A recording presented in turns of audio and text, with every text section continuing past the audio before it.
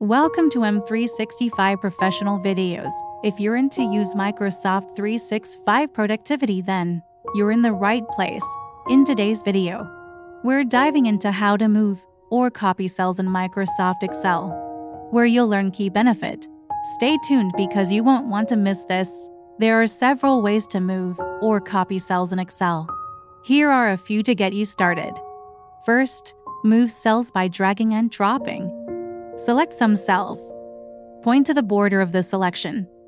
When the pointer becomes a move pointer, drag the cells to another location. Second, move cells by using cut and paste. Select some cells. Select Cut or press Ctrl+X. A dotted line indicates the cells have been cut.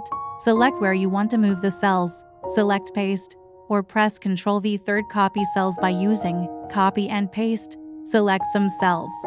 Select Copy or press Ctrl+C. Select where you want to copy the cells. Select Paste or press Ctrl+V. Good work. Mastering the techniques to move and copy cells in Microsoft Excel can significantly improve your workflow, whether you're cleaning up a budget sheet, replicating templates, or transferring data across multiple workbooks. These methods give you the control and flexibility you need.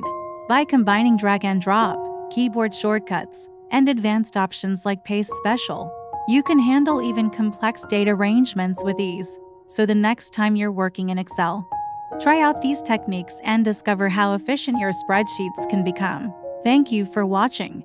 We truly appreciate your support. Don't forget to like, comment, and subscribe for more amazing content. See you in the next video.